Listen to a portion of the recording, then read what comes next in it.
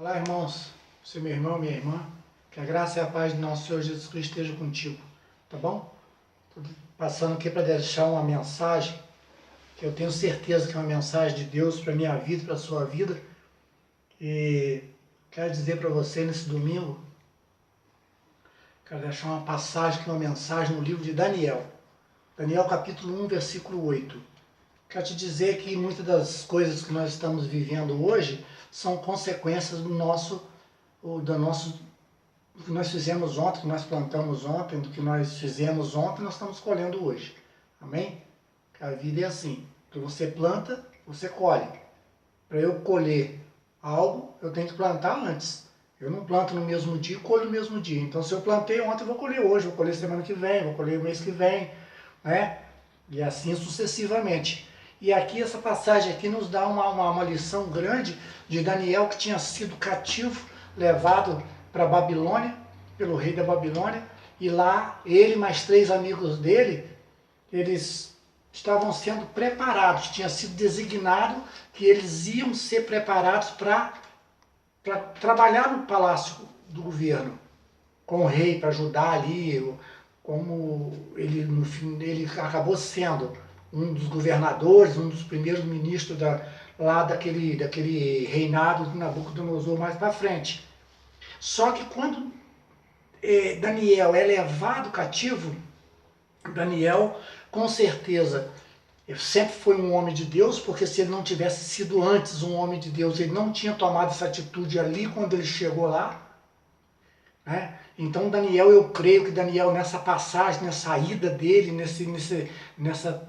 nesse transporte deles para lá, ele já na viagem, eu creio que ele já ficava meditando o que ele iria fazer, qual eram as decisões que ele ia, as atitudes que ele ia tomar quando chegasse naquele lugar, naquele local, naquela cidade de ali, no reinado ali de Nabucodonosor. Ele já tinha premeditado aquilo antes, eu creio que já tinha preparado tudo. Ele já tinha determinado a posição dele, a conduta dele naquele lugar. E é engraçado que ele poderia ter tido uma conduta errada, mas não. No capítulo 1, do verso 8 do livro de Daniel, diz assim: e Daniel assentou no seu coração não se contaminar com a porção do manjar do rei, nem com o vinho que ele bebia.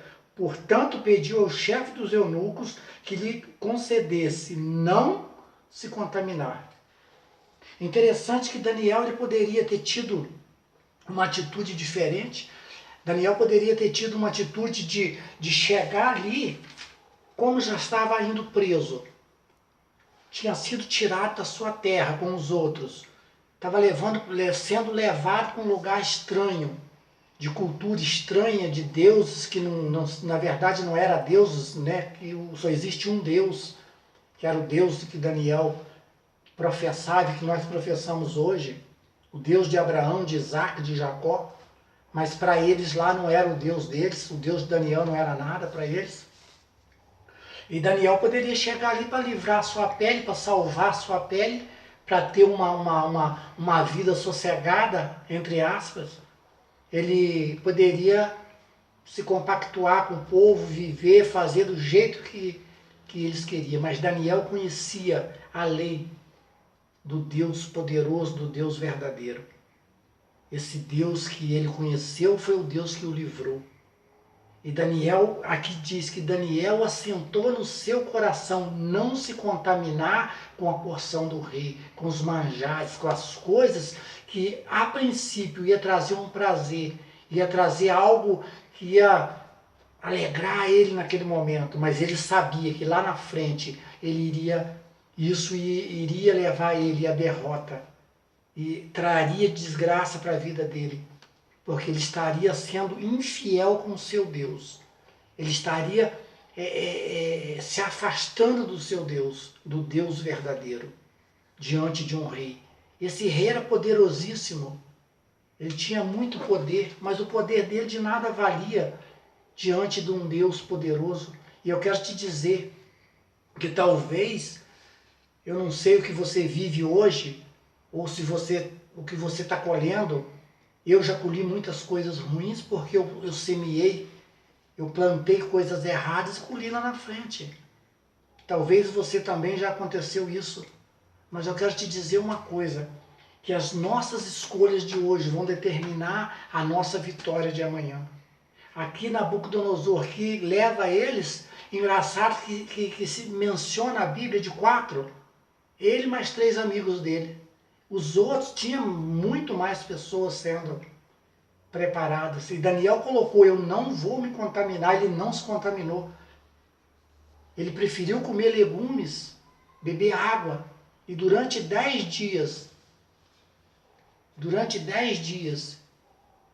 ele se mostrou muito mais bem corado, bem de saúde, porque ele não se contaminou. E essa atitude de Daniel, de não se contaminar, como hoje nós somos tentados todos os dias, eu e você, nós somos tentados a seguir o padrão do mundo, a falar como o mundo fala. Eu não tô menosprezando pessoas, julgando pessoas, apontando o dedo, mas a mídia, todos os lugares que nós estamos, você liga uma televisão, você só vê falar de desgraça. Isso nos contamina. A gente está num ponto de ônibus, você chega num ponto de ônibus, a pessoa só tem pessoas falando mal. Está falando mal do tempo, está falando mal do chefe, está falando mal do trabalho, está falando mal do companheiro, está falando mal do colega, está falando mal da condução, está reclamando porque atrasou, está reclamando porque passou muito cedo demais, vai chegar muito cedo no serviço. Isso atrai maldição para as nossas vidas. Nós estamos sendo contaminados ou influenciados a viver nesse padrão de vida, nesse ritmo de vida. E nós, como cristãos, como pessoas que temos o Senhor Jesus Cristo como Senhor e Salvador da nossa vida, nós não podemos nos contaminar, nós temos que assentar no nosso coração de ser diferente, de fazer a diferença. Não somos melhores do que ninguém. Deus não criou um melhor do que o outro. Mas eu tenho que fazer a diferença, assim como existem pessoas que são profissionais mais qualificados que outros. Existem milhares ou milhões de advogados. Existem uns advogados que são melhores, têm muito mais clientes, sobressaem muito mais do que os outros.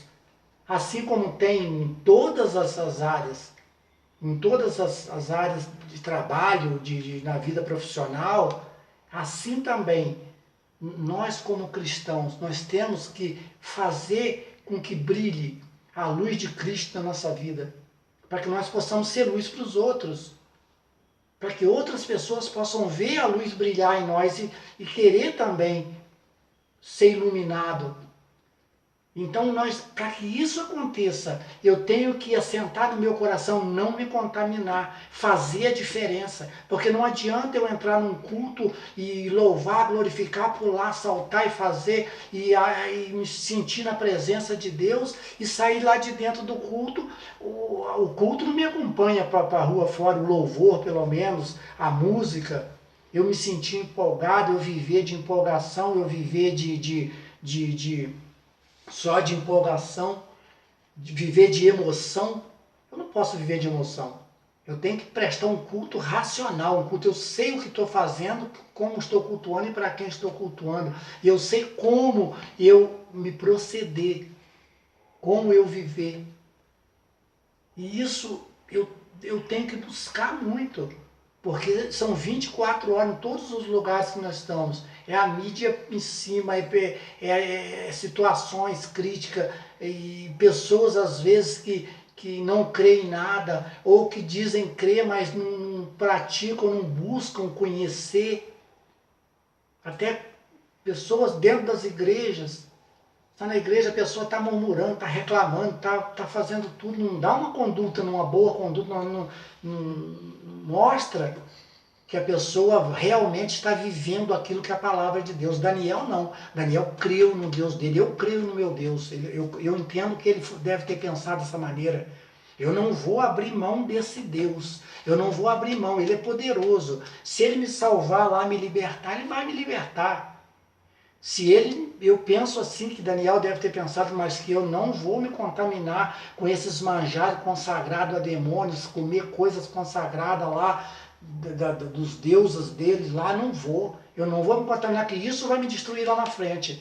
Então Daniel deve ter pensado, se for para eu negar o meu Deus, se for para eu trair a confiança do meu Deus, a quem eu tenho crido até hoje, porque eu estou aqui, e eu vou morrer lá na frente mesmo por causa da consequência do que eu vou plantar hoje, então que morra agora. Eu penso assim, a Bíblia não fala isso, que ele falou desse jeito. Eu estou pensando, que ele deve ter pensado, não, se eu tomar uma atitude contra, que eu vou negar o meu Deus a quem eu creio, eu vou perecer lá na frente. Eu não vou conseguir romper, eu vou perecer. Então, se for para perecer negando a Deus, então eu pereço então aqui por fé nele. E Deus honrou Daniel. Porque depois, lá na frente, isso Daniel era jovem, lá na frente, mais no futuro, nós vamos ver que Daniel passa por 2 reinados depois. Daniel lá no futuro, Daniel é traído pelos amigos deles, ou amigos, não eram amigos. O ciúme, a inveja. E acontece com nós hoje. Às vezes você está trabalhando, você está no seu trabalho, você está no seu ministério, você está coisa. Tem pessoas, às vezes, que parecem ser seus amigos, parecem estar do seu lado, mas no fundo estão com inveja. São pessoas que carecem do nosso perdão, da misericórdia de Jesus Cristo. Nós não podemos ter essas pessoas como inimigo, nós temos que pedir a misericórdia de Deus, orar por elas. E ali aconteceu com Daniel, eles inventaram uma lei ali e fizeram persuadir o rei assinou essa lei, e quando foi ver que o rei foi perceber, era uma tramóia para destruir Daniel. E Daniel continuou sendo fiel ao seu Deus, ao Deus que ele cria. Ele abria a janela dele 3 vezes por dia, ele orava a esse Deus.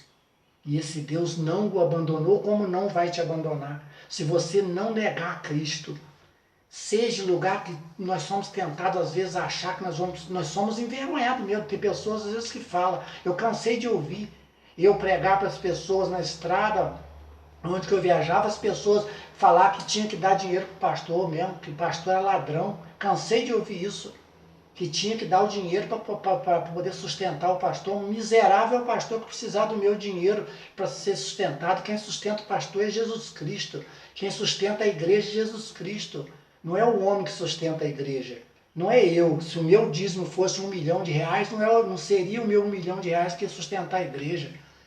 Tá? Porque se eu precisar sustentar a igreja de um Deus, de Jesus Cristo, Deus, eu que fosse o que mantém a igreja, então esse Deus não é Deus. Então não é Deus. Deus só quer a minha fidelidade, só quer a fidelidade, nossa fidelidade. E se nós crermos nele, se você crê em nome de Jesus Cristo, se você colocar no seu coração, não se vender, não se contaminar, não negociar princípios, o Senhor vai te honrar, o Senhor vai te abençoar, o Senhor vai te fazer grande nessa terra. Nós podemos ser envergonhados hoje, podemos passar por vexames hoje, que aparentemente, mas na verdade não é uma vergonha. E aqui, depois Daniel aqui já está um senhor, Daniel já está um ancião já aqui. Quantos anos se passaram a chegar nesse ponto que eu vou ler agora. Então Daniel, o rei aqui já tinha lançado ele na cova dos leões, para terminar. E o rei vai lá, e chegando-se à cova, chamou por Daniel, o rei foi à cova, chamou por Daniel com voz triste, e falando o rei disse a Daniel, Daniel, servo do Deus vivo, dar-se-ia caso que o teu Deus, o rei nem entende Daniel como seu rei. O rei aqui não é o Deus dele, ele fala o teu Deus, que tu continuamente serves, porque o rei sabia que ele era fiel ao Deus dele, continuamente serves, tenha podido livrar-te dos leões?